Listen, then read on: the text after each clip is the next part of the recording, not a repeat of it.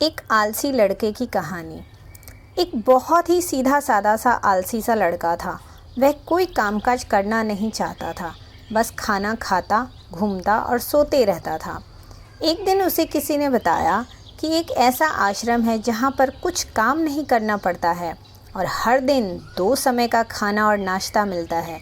तुम वहाँ जाकर आराम से क्यों नहीं रहते हो? उस आलसी लड़के ने सोचा कि ये तो बहुत ही बढ़िया है और उस आश्रम में जाकर रहने को सोचने लगा। और फिर वह भोला भाला आलसी लड़का अपना सारा सांसारिक जीवन छोड़कर उस आश्रम में जाकर रहने लगा। आश्रम में गुरुजी रहते थे। वह कुछ समय सबको प्रवचन देते हैं। वह आलसी लड़का सुनता था, बाकी समय आराम करता था और फिर भर पेट खाना खाकर सो जाता था। ऐसे ही उस लड़की का दिन गुजरता गया। एक दिन उस आश्रम में कुछ भी नहीं बना। नाश्ते के समय नाश्ता नहीं मिला। उसने सोचा नाश्ता नहीं मिला, भोजन तो मिलेगा। अब भोजन के समय भोजन उसे नहीं मिला। लड़का दौड़कर गुरुजी के पास गया और उसने पूछा, गुरुजी आज भोजन क्यों नहीं बना? गुरुजी ने कहा, बेटा आज एकादशी है और जितने भी आश्रम के सदस्य हैं उनका उपवास है। तुम्हारा भी आज उपवास है, आज भोजन नहीं बनेगा। वह लड़का आलसी था और उसे भूख भी बहुत लगी थी। उसने गुरुजी से बोला कि मैं उपवास नहीं रखूँगा, मैं तो खाना खाऊँगा, मुझे बहुत भूख लगी है गुरुजी। गुरुजी ने बोला, ठीक है, जाओ भंडारे में से सामान लेकर के आओ और आश्रम में नहीं बाहर ले जा कर के खाना बना लो। लेकिन याद रखना, भोजन बनाने के बाद सबसे पहला भोग भगवान को लगाना और फिर तुम प्रसाद पाना। वह लड़का बोला, ठीक है, और फिर अनाज लेकर नदी के ओर पहुंचा। भोजन पकाने लगा, तैयार हुआ। उसके बाद कहने लगा कि भगवान श्री हरि आइए, पधारिए, भोग लगाइए। अब जब उसे लगने लगा कि भगवान तो आ नहीं रहे हैं, तो फिर कहने लगा कि मुझे मालूम है आपको तो अच्छा खाना खाने की आदत है, मैं बना नहीं पाया और मुझे अच्छा भोजन बनाना भी नहीं आता है, लेकिन जो भी रूखा सूखा बना है आकर खा लीजिए। भगवान श्री विष्णु उसकी सरलता पर बहुत प्रसन्न हुए और उस लड़के को दर्शन दे दिए। उसने देखा कि भगवान श्री विष्णु आए हुए हैं और उनके साथ में माता लक्ष्मी भी आई हुई हैं, लेकिन लड़के ने तो सिर्फ 2 लोगों के लिए ही भोजन बनाया था, एक अपने लिए और दूसरा भगवान के लिए। अब क्योंकि भगवान के साथ माता लक्ष्मी भी आई हुई थी, तो उसने उस भोजन को माता लक्ष्मी और भगवान के सामने ग्रहण करने के लिए रख दिया। भगवान श्री विष्णु, माता लक्ष्मी ने भोजन किया और उसके बाद जब वह जाने लगे तो वह भोला सा आलसी सा लड़का बोला, प्रभु आप आए, दर्शन दिए, बहुत अच्छा लगा। मुझे खाने को कुछ भी नहीं मिला, लेकिन कोई बात नहीं। आपसे एक विनती है कि अगली बार जब आप आएंगे तो कितने लोग आएंगे यह बता दीजिए, ताकि मैं उतने लोगों के लिए भोजन बनाकर रख सकूं। भगवान श्री विष्णु मन ही मन मुस्कुराए और फिर अंतर्ध्यान हो गए। लड़का आश्रम गया, दिन बीतता गया और फिर एकादशी का दिन आया और इस बार उसने 3-4 लोगों के लिए अनाज लेकर के खाना बनाने के लिए नदी के किनारे पहुंचा और उसने बड़ी प्रसन्नता से भोजन बनाया और इंतज़ार करने लगा कि प्रभु आइए और भोग लगाइए। इस बार लड़का देखता है कि भगवान श्री विष्णु पूरे दरबार को लेकर आ गए हैं, जैसे माता लक्ष्मी, गरुड़ भगवान और भी कई लोग आए हुए हैं।